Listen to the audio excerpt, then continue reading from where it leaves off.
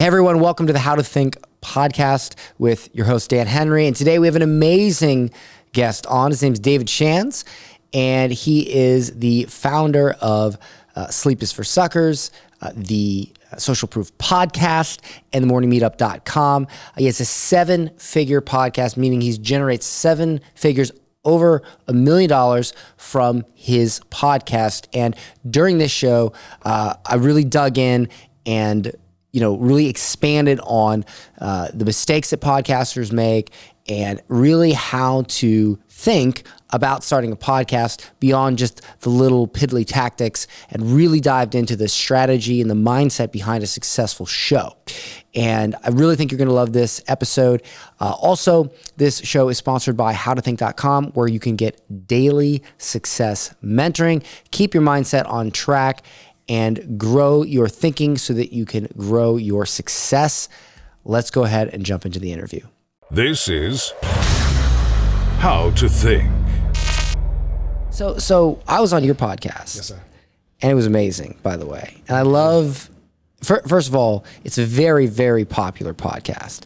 And we spoke after I was on your show, and it was just crazy how, most of the time when you ask people, like, how do you start an awesome podcast? Like, how do you grow your podcast? They have this like blueprint and plan that seems so like, templatey and cookie cutter strategy. But you were just like, the advice you gave me was just insane. You were just like, I just make it really good. And, and I was like, we got to talk about this. For sure. So I'm gonna press you a little bit on it. I'm ready. So give me some stats, man, on this podcast, Social Proof Podcast. How big is it? So we are the number, we kind of, it changes every day, but hovering between 6 and 12 top entrepreneurship podcasts in the country. We are, somewhere between 30 and 50 top business podcasts in the country as well. And I think we have an amazing impact. So we don't have maybe the biggest podcast in the world, but it's very, very effective, because anybody that comes on, the response that they get is incredible, right? Because I have a genuine curiosity for for people and their stories, and it's been financially rewarding. So I don't know how we're measuring like bigness. Well, I know it's super popular because when I was on it, my whole everything blew up. Everybody was like, I saw you on Social Proof Podcast, and I don't normally get that much of a response. But I know you've built quite a business out of it. I don't know like how you want to define how big your business has grown because of the podcast. It's a 7-figure podcast. So it's a 7-figure, but now how many people can actually say that they make 7 figures, over $1 million from their podcast? That's insane. Yeah, it's pretty cool, man. It's pretty cool. What's really cool is I'm not like a natural salesperson, so I don't know if I would have been able to make 7 figures from having a product and putting it in a funnel and running ads to it and things of that nature. Now we do some of that with our the morning meetup. We run ads to it, things of that nature, but it's all driven by the podcast. But what's cool is I don't have to sell a product. I just have to sell my personality and sell the questions that I ask, but not even to regular people. I just, like, YouTube is going to be a 5-figure check every single month, and it just keeps growing. But I don't have to sell anything. I just got to get to talk to Dan, and then people like it, and they put ads in the YouTube, and the audience, they don't have to pay anything. They don't have to buy anything unless they buy something from you, or they buy the morning meetup or whatever. Right. But I don't have to like hard sell anybody on anything. What is your main source of revenue from the podcast? It's a blend, man. So the audio side is 5 figures. YouTube. What do you mean by audio side? So you have.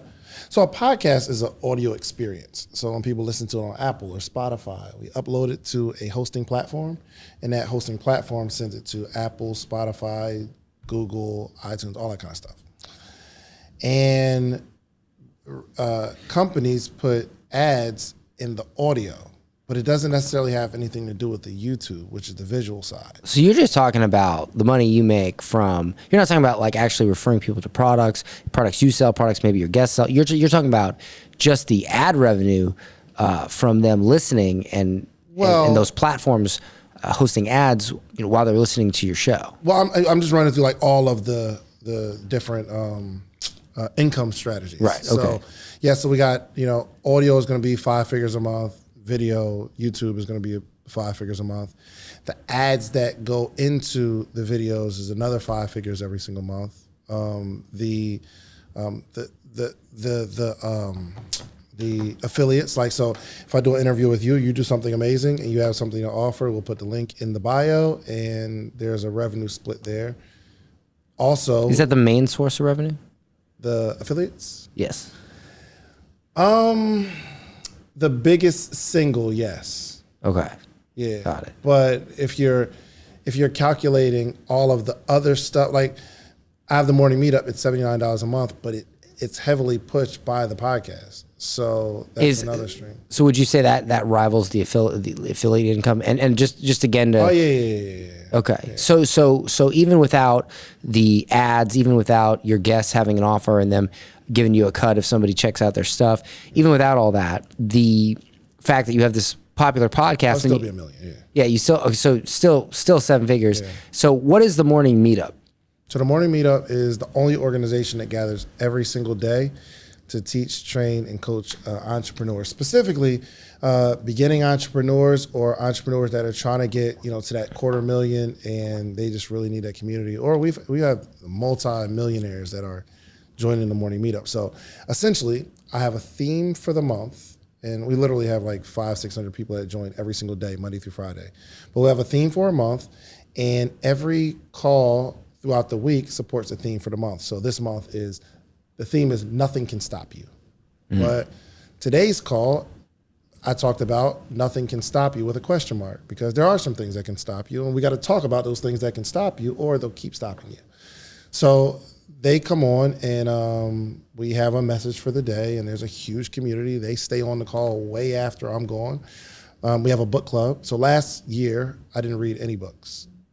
Even as a coach, you tell people you need to read books, and I'll thumb through a book or something like that. But last year, I didn't read any books, but in the morning meetup, because we have a book club, we read 14 cover to cover. So what happens is we'll have, let's say, a chapter, no more than really 10 pages. So you don't need to read books. Oh, I love books. But you don't need to, because you got that meetup, right? Because are you saying that you're sharing? No, well, check this out. Here's the thing. So we'll have a book for the month. Like this month, last month we read Limitless. This month we're reading Never Split the Difference. Oh, Chris Voss. Yeah. Yeah, for sure. Amazing book. So we'll take a chapter, no more than 10 pages. We'll say this is the reading assignment for today, and we'll read it that day. Then the next morning from 7:45 to about 8:10, we'll discuss that particular chapter that we read. And that's how we walk through 14 books, chapter by chapter. Are you on every meetup? Yeah. Oh man. Unless I'm traveling or something, which is rare. So this is kind of like it's a little bit similar to what we do at How to Think, because we have the app and we drip out. We take a piece of wisdom from, say, a mentor throughout history. It could be anybody from Mark Twain to Steve Jobs, what have you, and we take that piece of wisdom and we expand on it and how to actually practically apply it to your life, rather than just, hey, that's a cool quote. Yeah, for sure. That's smart. And then I also share a lot of lessons from my life, going from working as a pizza boy for 7 years and then building an 8-figure business and all that, and just life lessons on how to think at a higher level so you can achieve more. And we drip all that out. So it's kind of like somewhat in the ballpark of a similar offer, but we drip it out and everybody starts from the same point. I can't get up that early sometimes. Yeah. We're on there live, bro. Like you That's come on, awesome, man. And I'm gonna invite you on one day that you can get up at 7:45. Yeah, I'll get up that or 8 day. o'clock, and you'll see there's 500 people live, little boxes on Zoom. Wow. And it's the most engaging community. Is that how many members you have, or is that how many people attend? No, that's how many people show up. Wow. we So you have, are way more members. Yeah. So we have like showing up. Wow. 500 every That's day. awesome. But they're like doing meetups around the country where they're just getting together in their city. And that I am not the biggest, I don't think I'm the biggest reason people join or why people are having success. It's just the community. Like where else are you going to find that every day that you can get Yeah, that's an amazing offer. That's amazing. So you do the podcast, you have an offer like that. And let me ask you this, because one thing I've been, I'm going to be a little selfish on this podcast and ask you some stuff, because I want this podcast to be amazing.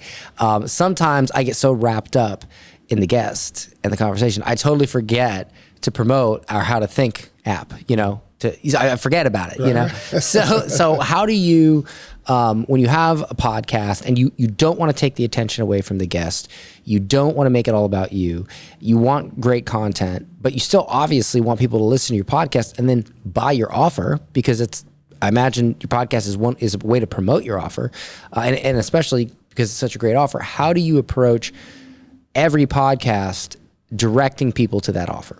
Well, my purpose for the podcast isn't direct people to the offer. Okay. Like with when we talked, it wasn't like an ad break of, let me tell you about my offer. It's, I want to genuinely get people to enjoy this podcast. And my philosophy is, if people can fall in love with you, then they'll fall in love with my next guest, and they'll fall in love with my next guest. They'll continue to watch the episode, and eventually they'll take me up on my offer. But I don't care if you take my offer or Dan's offer. I'm gonna make some money from it. But so I'm just focused on, let's just have a good show. That's my number one focus. Can I play devil's advocate here? Of course. Okay. So while I think that is an amazing way to look at it, and it's the way I end up doing it a lot, because I just kind of get into that, and I'm like, I don't forget about it, and I'm like, let's have a great show, At the end of the day, if somebody doesn't know that you have an offer, they can't buy. So what do you do to bring awareness to that offer? How do you do it? I mean, if people listen to your podcast, right, there's got to be some way for them to know where to go or what to do to check out the morning meetup. So how do you approach that? So at the end of the episode, I'll always say this episode is sponsored by themorningmeetup.com. I'll talk about it, but it's like an afterthought. I mean, I'll put little ads in the middle of the episode. So if someone didn't buy an ad, they didn't buy an ad slot in that particular episode, then I'll put my own Patreon or my own podcasting course or whatever. It'll be a small ad in the beginning. But when I'm interviewing you, I'm literally only trying to create the best interview, because I know that remember I told you I'm not a salesperson like that. So I know if you continue to like my interviews and it feels like there's no agenda on my part, you'll keep watching my interviews, which means I'm gonna keep building an audience. And if I keep building an audience, YouTube will pay me. The corporations that put ads in my audio will pay me. If I have a big enough audience, you'll pay me. You'll say, hey, Dave, how much is to put an ad in your podcast? You got all these views. You got all this engagement. So I'm not thinking describe to me, because I'm not a podcast expert. Yeah. I know that it looks like it because you came in here and this is beautiful. You saw this studio. But I'm trying not to look at the screen. It's just, but I'm the truth is I went to school for like audio and video. So like, that's why this looks so cool and sounds good. But sense. I would not consider myself a podcast expert, so describe to me, when you say an ad at the beginning, what does that mean? Does that mean at the beginning, before the actual interview starts, you're like, hey, we're about to get in this thing with this person, but remember, this is sponsored by, kind of like Joe Rogan does at the beginning of his podcast, where he'll do this like thing about whatever, and then he jumps into it. Is that what you mean by ad? Yes. So you might come to me and say, hey, Dave, I want to put an ad in your episode, right? And I'll say, okay, give me the script. What do you want me to say? And you'll say, well, drive people to getclients.com. These are the buttons that you want to hit. I'll come on and say, hey, we're about to start the episode, but I got to tell you about an amazing offer with getclients.com, featuring my boy, Dan Henry. He does this, this, and this, A, B, and C. Okay. All right, so check it out. We're going to get into the episode, and then we start the Do you get a lot of revenue from just those type of ads? 5 figures. Okay, cool. So, wow. So I do have some questions for you about the podcast. Let's go. Right, This is my favorite subject, bro. I got some specific questions. And then I got some other more general mindset questions, because I know you love to talk about mindset. You love it. Because that's what we jammed on your show. Okay, so we can do this rapid fire if you want. I really want to get the sound bites. I'm here, bro. So, Let's all right. So the first question I have is, what are 3, because you have a very successful podcast from a monetary standpoint, right? And I think that it's important to note that there's a difference between popularity and having, financial success, and you have both. So I would consider you, way up there on that level. So my question to you is, what are 3 mistakes that most podcasters make? Number 1 would be not starting. Number 2, not being consistent. So it's hard to be consistent in anything. Or they'll go for a while and then stop and take a break, whatever that means, and then they'll come back. It kills your momentum. It's a huge, if you're gonna start a podcast, start it and just be dedicated for the next 15 years of podcasting in your life. Just let that be the thing that you don't stop. And probably number 3 is they don't ask anybody for money. They just think you just come on and do a show. Just ask some people to sponsor. So when you say ask people to sponsor, you mean, ask the guest, hey, do you have an offer? Let's work out a split and promote your offer. Do you mean, Well, that once, but all right. So Dan, I have a podcast and you have an offer, right? Yes. I have an audience. How much would you pay to get in front of an audience? So let's just say every podcast has value. I don't care if it's 1 listener or 100 listeners. Let's just say that every podcast episode that I get is going to get 1,000 downloads. Okay. Which isn't much, right? 1,000 downloads. Right. But it's 1,000. It's something. How much would you pay me to put your offer in front of those 1,000 people? I guess it depends on what offer I was promoting. I don't know the going rates. No, just but for you. 1,000 downloads. 1,000 downloads. I don't know, $100. $100? Cool. Okay, let me ask you this. Let's say I have an offer. I have a podcast, and I'm getting 100 downloads. We're gonna put your offer in front of 100 people. How much would you pay me? Well, I guess by that math, $10. $10. So if you have a very beginning stage podcast where you can get $100, and maybe I can negotiate 15, right? Because if you think about it, how much is your offer? 10,000. What if 100 people, they don't take it the first week, they don't take it the second week, third week, nothing. The fourth week, we got 400 people, and you paid $40. You would pay me $20. I mean, you would pay me $50. I can move up a little bit. You would pay me $60 to get your amazing offer in front of a bunch of people. You would probably take a chance on spending up to $10,000 if you're gonna just for the next 2 years at that rate. Just put me in front of your audience because I believe that you're gonna promote your own podcast and hopefully it'll grow from 100 to 150. I'm just gonna paint the picture. But even outside of those numbers, give me the $10. It's $40 a month. Takes care of something. Phone bill, something. Every podcast has value. And then you keep going, you keep growing, and that 40 turns into 400, turns into maybe 4,000. Yeah. And with I've got some students, bro. They've gotten $2,000, $3,000, $4,000, $5,000 sponsorships before they even started because they're just painting a picture for people. So you said your students. I know you have the morning meetup, but you have a mentorship, yeah. And is that around podcasting? Yeah, only podcasting. So this is a course specifically for what we're talking about for starting growing and monetizing podcasts. So I have a course, yes, but don't be shy. It's okay. See, that's what I'm saying. Maybe we'll get a link and do a split. Absolutely. But my mastermind is like a kind of higher ticket program. It's $35,000 for the year, and we get together. We have a call every single Monday, and then I'm on a call every other Thursday, and I have a course, and we do destination events, things of that nature. So let me ask you this then, because I'm looking at it from both ways. The podcast starting way, where you make money from, having people pay you, but then I'm also looking at it from an advertiser perspective. Yeah. So like, for instance, I'm thinking about this, right? Like, everybody these days, the crunch is on for like social media ads. Yeah. They get more expensive. Yeah. So imagine if you took that money and instead of spending let's say you were going to spend $10,000 this month on say like Facebook or YouTube ads, and instead you took that $10,000 and you spread it across all these different podcasts that are in your niche or in your industry. Sure. How do you think that return would compare? Way bigger. Really? What? Really? Absolutely. All right. Can I give you some numbers so that we can make this real? Yeah, talk to me. All right. So for instance, it depends on what it is, but one of the best campaigns I ever ran, and this is because I did a live event, so this is kind of cheating, but I'm giving you the best case scenario. Right. We spent, it was like 15 grand We did $45,000 in sales for the live event. We did $850,000 on the event. But that's like best, we do that Seth Myron stuff, But in a normal sense, we had a campaign we just ran. We spent $20,000 on. We got about $90,000 back. So putting that out there as like, and that's we're good at it. We're very good at it. Most people don't get that return. We're good at it. Okay, so I don't want to, but.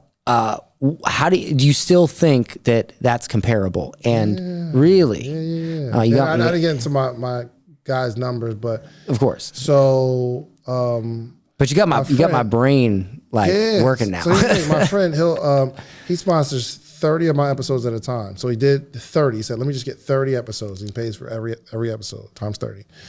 And then he came back after his 30 was over, and he did it again, which means what? It means he's making money.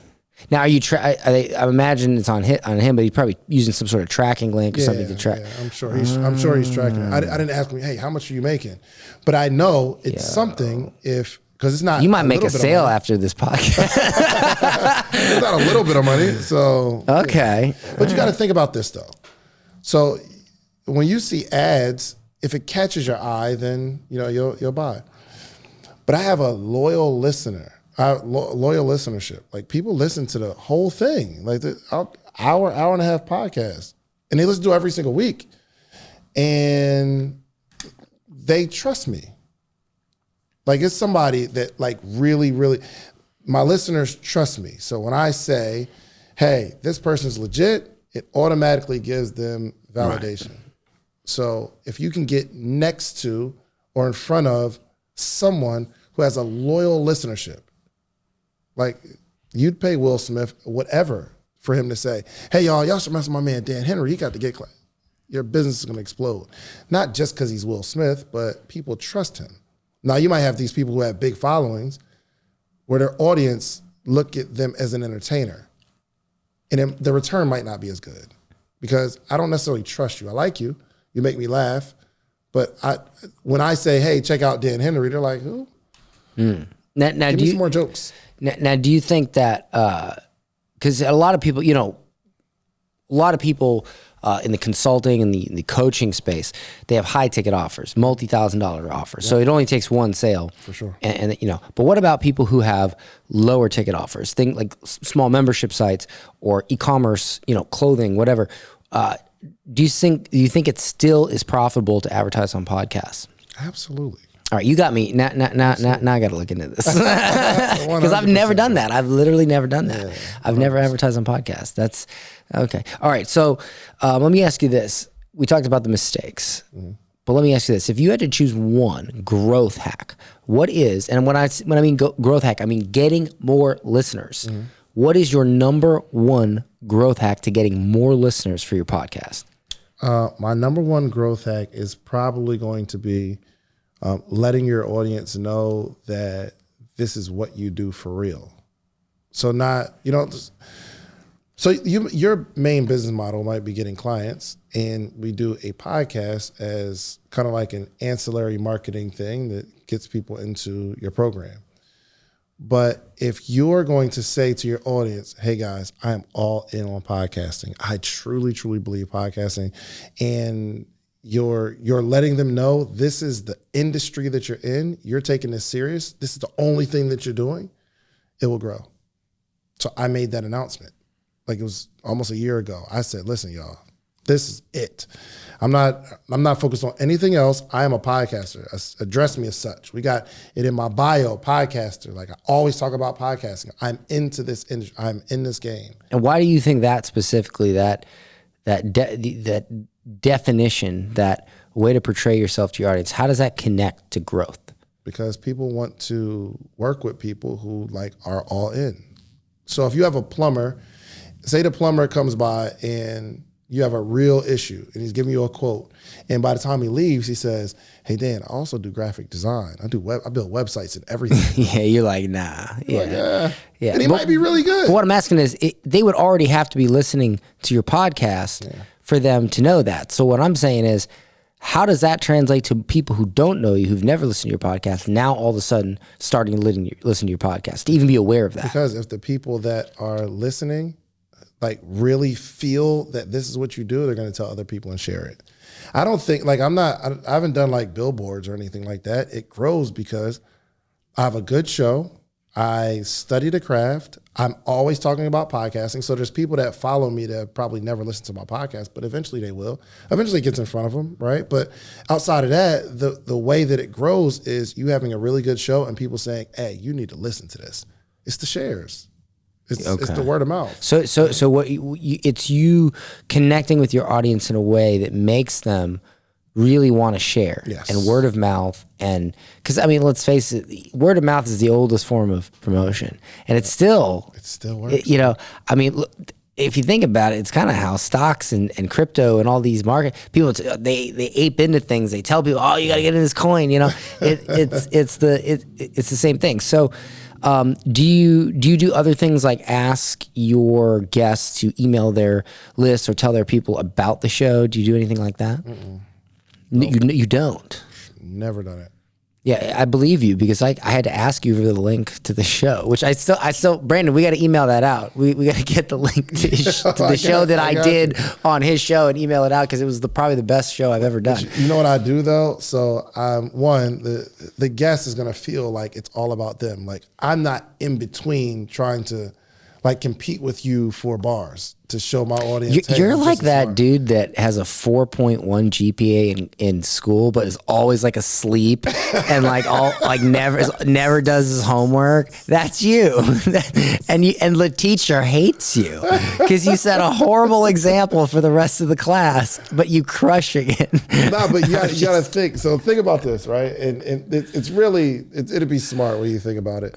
That you felt good leaving because you felt like the interview was all about you. I'm not competing with you for popularity on the show, which I've been on shows where I'm gonna say something and then the person interviewing me will piggyback on every point, right? And I'm like, well, I don't need to be here. You got this, you're good. So I'm gonna make it all about you, but I'm also gonna take clips from it of something that you said that was amazing and post it on my Instagram to promote you again. And then you're going to DM me like, yo, send me that video. So, you know, that's actually true because what did I do? I was hitting you up like, hey, what's the link? What's the link to my show, to my episode? What, you know, and then I shared it up.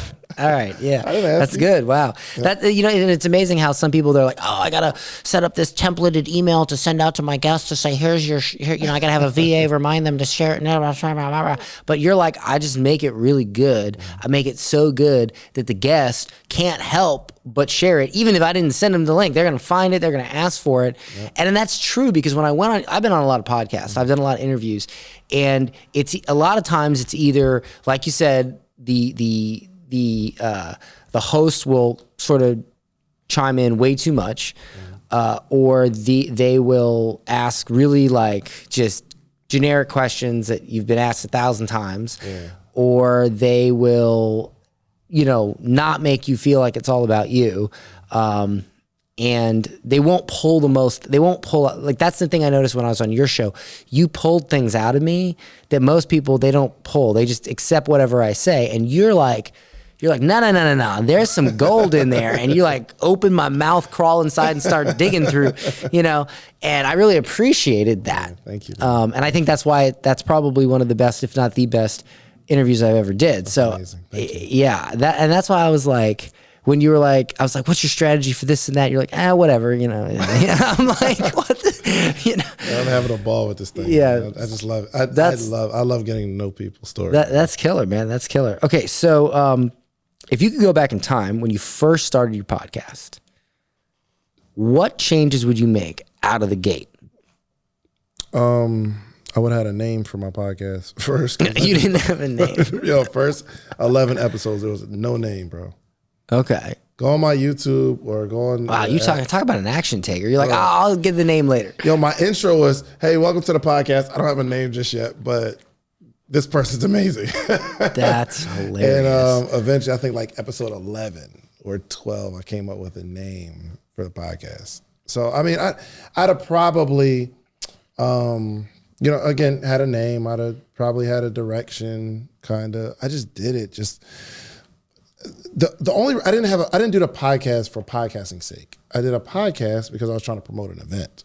So if you were one of the speakers at the event, I say, hey, let me come interview you. I'm going to interview you, talk about your story, and highlight you as an expert, because if someone watching it sees the interview, they'll buy a ticket to come see you at the event. That was my whole strategy. So that's why I didn't need a name for the podcast at that point. It was just interviewing the people that were going to be at the conference. And it worked. So, people started coming out. And then I just stopped after the conference was over. And then I picked it back up when I had another conference coming up. And I stopped using that strategy. And eventually it just clicked like, all right, now let's get serious, because people like this thing. And do you think that once you got serious about it, you made more of the right decisions, or would there have been more things, because I imagine you've been doing this for a while. How many years have you been doing this? 3 years. 3 years. 2 years, 2019. So is this 2 years from the time you got serious? No, I've been serious since late 2020. So like a little over a year and a half. So okay, so let's take it from the point you got serious. From the point you got serious to now, what changes if you could go back in time to that point, what changes would you make? I don't think I would make any changes.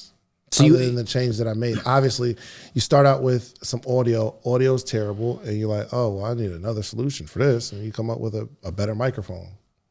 And hey, these cameras, they're not as good as they should be, because the camera I had, it would stop every 30 minets. So I'd have to. Yeah, DSLR. Bro, imagine you got like 3 cameras and like this beautiful studio. 4.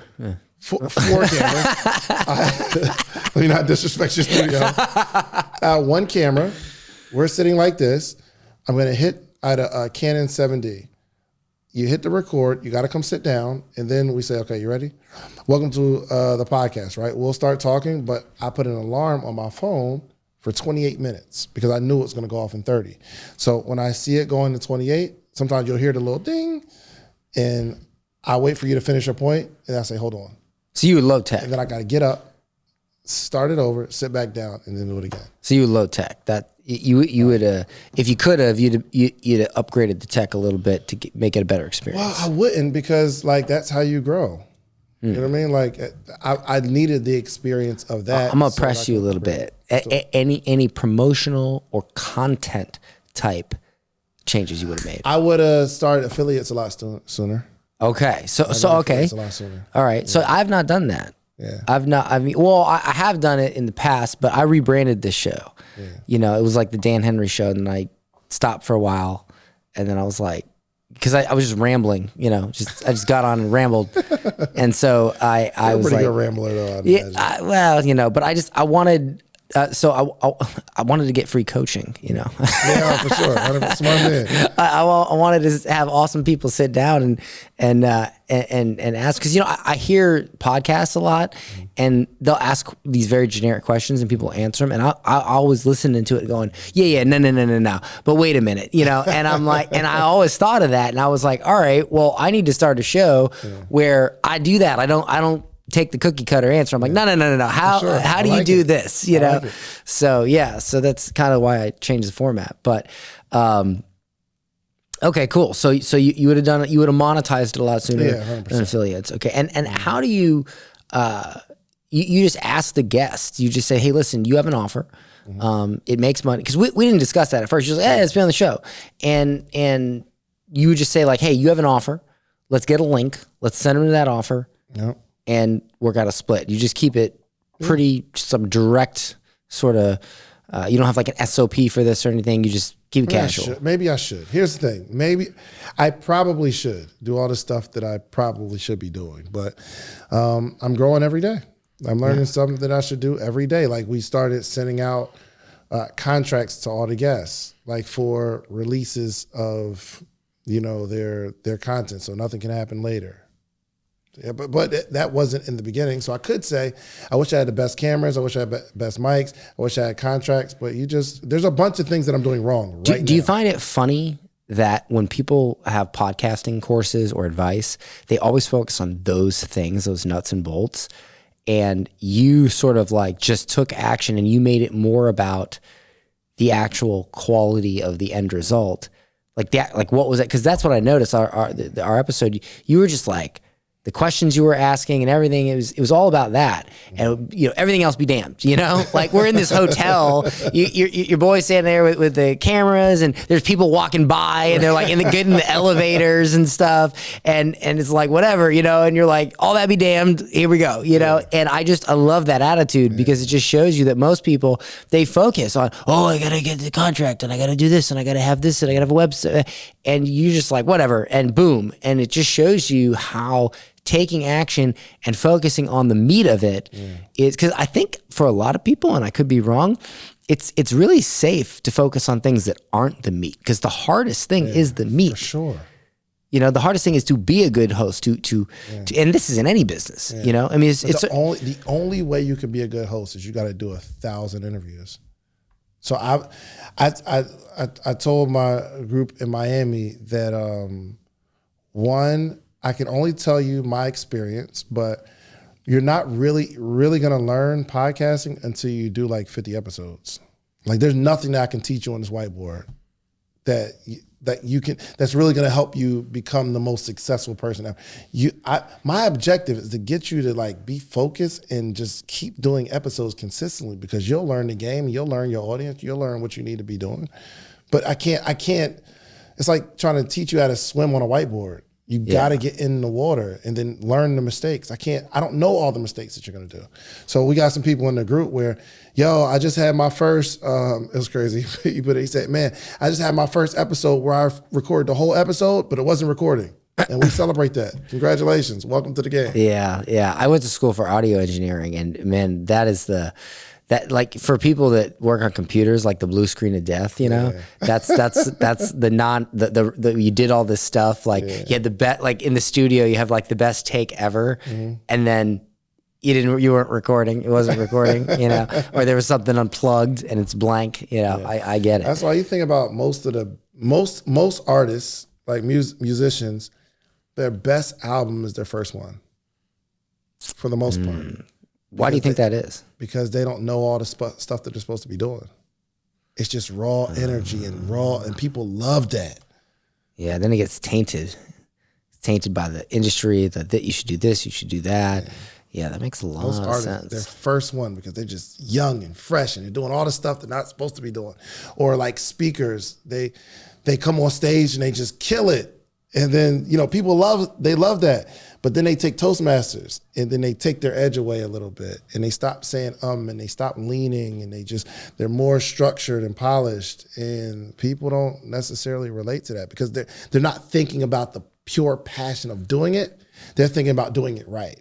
Right. Now, do you think that the ultimate form of being at the highest level is when you can think about and execute doing it right while not losing your edge and while still having that passion show through? Or you do it a few thousand times and it just becomes second nature that you're doing it right. Yeah. You're still just doing it. You're just doing it. But eventually, so I'm just doing it. I'm doing it. And I still like do my podcasting, but now I have like a structure because I just noticed, all right, I'm going to highlight the person as a guest up front. Let's find out how big their business is, how much money they're making. And then let's go all the way back to their story so that I can relate to the person that's watching to say, yes, this person's successful, but they used to be in your shoes. And we're going to find the journey. And then eventually we'll find out, what they did, and they'll start some teaching in there somewhere at some point. But I didn't learn that structure up front. If I tried to do that in the beginning, I would have failed because I'm thinking about the structure. But once you got that unconscious competence, dude, that's heavy. That's really heavy. A lot of people don't think about that. I mean, I look back on my career. Our primary way that we, over at getclients.com, I have, howtothink.com and getclients.com. I always have to discern which one I'm talking about. But at getclients.com, which is my first 8-figure business, hopefully not the last, we generated over $25 million primarily with one method. And that is a video, which most people call a webinar, like basically a sales presentation that just plays on automatic, but has like value. It's like educational. And then it's like, hey, you want us to help you do this, And so, there's so many templates for those type of sales presentations. And I've done, I've done many of them. I've done hundreds. And if I look back on my career and I look back on the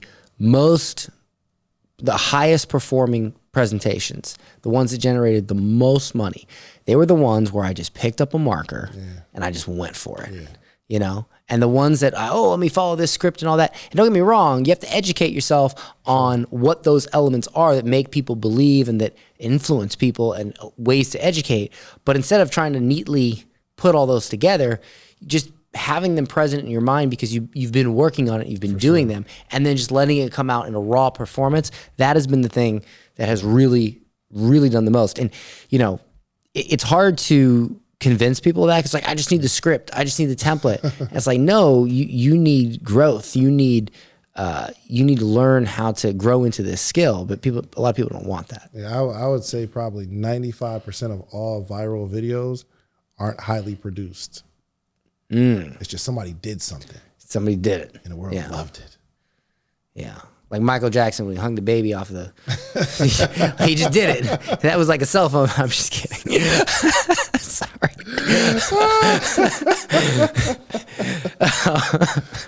Okay.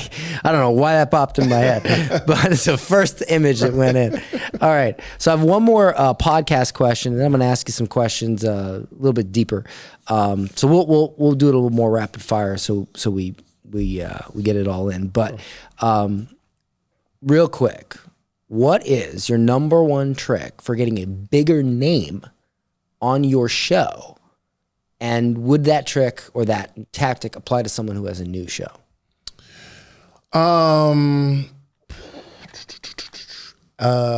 Either asking them, just ask a bunch of people, or you could pay them, or a referral. You find somebody who knows the person.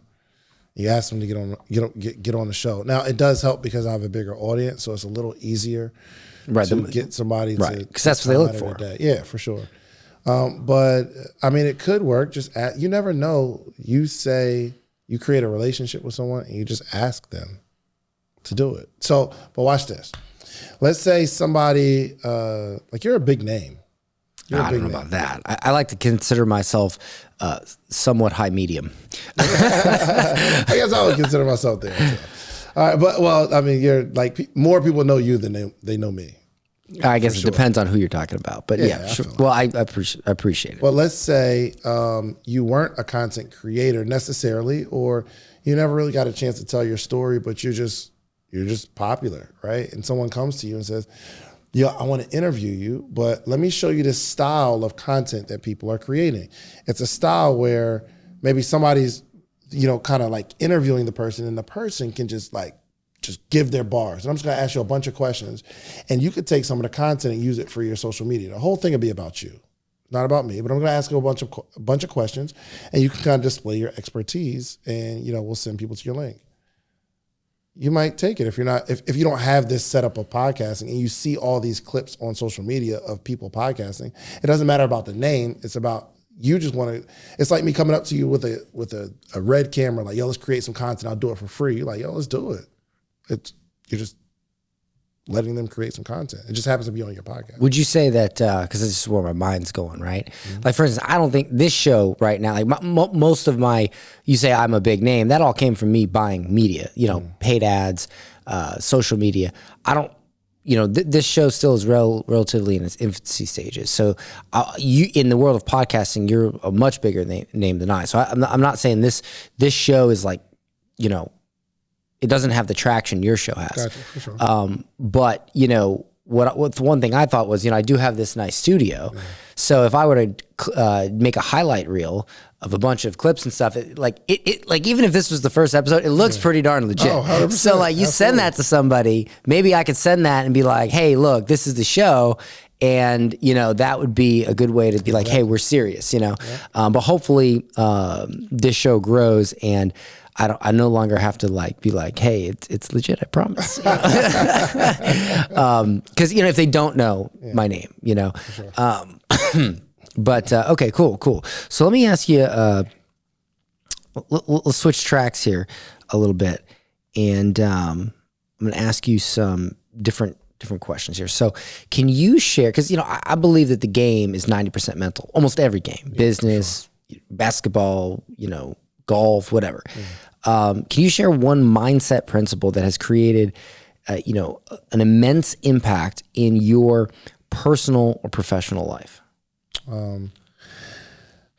Probably that I do understand that, like, the things that I acquire, my external success won't grow past my ability to accomplish them. And my ability is going to be based on my skill set.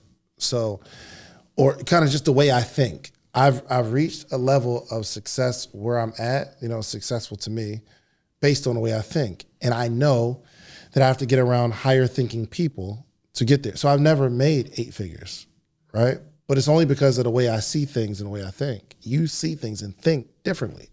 So there's some things that I need to know. I need to learn from you because you've done it.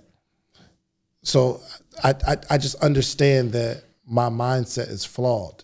And my objective is to fix that, to find out as much as I can about highly successful people, ask as many questions as possible, challenge my own belief systems, and continue to grow. So that would be I just know that I don't know it all. And some people, you'll see them make their first 6 figures, and you can't tell them anything. Oh yeah, they 6 think figures. I know those people. I see them online everywhere. They're in the comment section. Oh, they write the really long comments to your 3-word comment. Yeah, I know. Absolutely. Yeah, for sure. Just knowing that there's so much more to know. And so it's exposure. It's exposing yourself to new ideas, and not tightening up your mind and closing it off to what you have found safe in your knowledge, that what is, because it's scary. It's scary to expose yourself to new ideas, because then you have to admit that maybe you didn't have it all figured out, or maybe somebody that you respected who taught you something was wrong. You really respected them, and the idea that there's a better way just scares you, and so you close it off so you don't have to experience that. But when you expose yourself to new awareness, it just constantly levels you up. And one thing I'll say, just to tack onto that, is many times people are afraid to admit they were wrong or they didn't have it figured out. And if you think about it, think about science, right? Like, we say, oh, well, there's this many planets in the solar system, or this or that. And then we develop technology and we learn more about the universe. And, oh, no, that's a moon. And, or well, no, this didn't actually happen. It's this way. Or, well, string theory or whatever, it's not actually a whatever. And so to deny that would be to deny progress. Dang, that's good. You know what I'm saying? And so, like, the very concept of closing yourself off from new information for the sake of your own mental safety is the very act of denying yourself progress. Yeah. And I don't believe that anybody is self-made. Like, there's no self-made millionaires. Like, I can point to a dozen people that helped me along this journey. Yeah. You know what I mean? And you find me a millionaire that lived in a bubble their whole life. Right. That's self-made. Exactly. Nobody's self-made. And those that believe it, it's going to be really, really hard for them to grow. Oh. You can't teach yourself to be more successful. I don't care who you are. You may have went and got the book, but the book was written by somebody who's teaching you right now. So nobody's self-made. Nobody comes up there with all the great ideas. You might be an engineer or something like that, but you have a conversation with the guy who's selling you certain cameras, and you know something about a camera, but they're helping guide you. Or your assistant might be showing you something about yourself, and that might be the thing that helps you double your income, the thing that she showed you about yourself. Say, hey, I don't like the way you said that to me. And you talk to some other people crazy in this office too. And that gets you to go back in the lab and start to analyze yourself, and you start to grow as a better leader. And then you grow your company and you say to yourself, well, I'm self-made. You're crazy. So there's so many people we need to learn from. Yeah. That's how I approach life. So speaking of that, what's a huge lesson you learned from one of your mentors that made a profound impact on your life and business? It's easier to make a lot of money in a little bit of time than it is to make a little bit of money in a long period of time. First person ever told me that was Marquell Russell. Yeah. And it just changed my whole mindset. I'm like, he's like, yo, how, you know, when you worked a job, you made $30,000 a year. And I'm like, yeah, that's right. He said, that was hard, wasn't it? He said, it's easier to make $30,000 in a month than it is to make $30,000 a year. I'm like, yo, no way. He said, well, for the $30,000 working at your job, you had to work the whole year. He said, yo, what if, how hard would you have to work to find 30 people to buy a $1,000 product that is really, really worth $4,000? I'm like, that'd be a no-brainer. Well, let's figure out what we can put together for $4,000. Let's say that process takes 2 months to just come up with and craft something that's worth $4,000 and you sell it for $1,000. And then you got to find the 30 people in a month. It's easier to do that than it is to make $30,000 in a year. I said, yo. Then somebody came along and said, yo, it's easier to make $100,000 in a day than it is to make $100,000 in a year. And then they start introducing this concept of $1 million in a day. I'm like, yo, this is crazy. What's even wilder is I implement the things that they teach me. Shouts out to Myron and Neo. I always shout out Neo because he's made a major impact in my life. We just interviewed him yesterday. Oh, he's the GOAT. Yeah, he's good. I always love his vibrant suits. Right. Yeah, we had this. We're trying to make this like I seen him make $1 million from one pitch twice. Just it was art when I was looking at it. I said, "Yo, this guy's dope," and he helped me believe that that thing is possible. So this one offer, long story short, I made about $800,000 in one pitch. And I'm like, yo, this is, at first I'm excited. So I called Neo and I'm like, yo, it was like 30 something people for a $25,000 offer. And I'm like, man, I'm going to be able to help a lot of people because they invested in me. And I'm excited. And he's like, well, what went wrong? I said, what do you mean what went wrong? Why didn't you make the $1 million? I'm like, Neo, come on, bro. Like, what's going on here?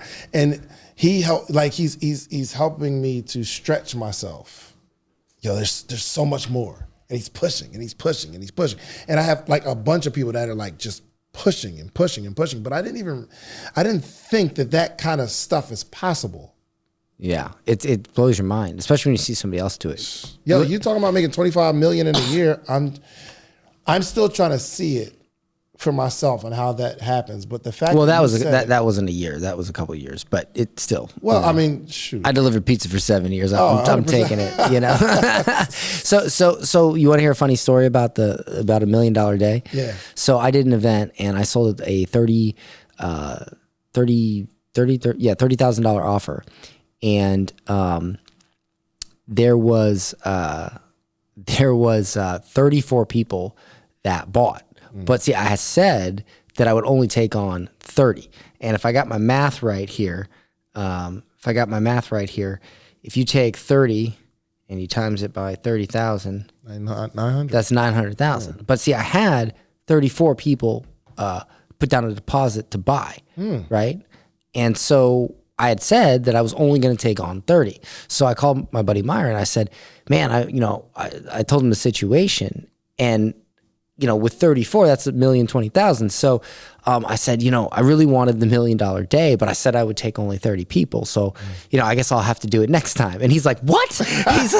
He's like, dude, here's what you do right now. Go into your student group or whatever it is and just make a post and say, hey, would any of you care if we took on an extra 4 people into this offer? Brilliant. I know. God, and I was like, I didn't even think of that. And so I went in there and I was like, would you guys mind if I took just 4 extra people so I can have $1 million day? And everybody was like, it's all good. Right, who cares? And then I took it at $1 million day and I was like, that was the simplest, I was literally about to, and not that, 900, 1 million, whatever, it was still a great day, but just to have that under my belt to say I made $1 million in a day, I just wanted to have that, and I was like a little bit like, man, I should have said I would take on 35. And he's like, no, just do this. And so that's a lesson that, he's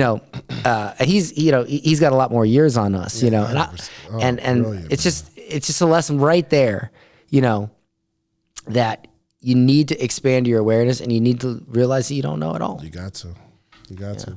So A little bit of success kills people, man, because you get arrogant and you think you're you start calling yourself the GOAT. yeah.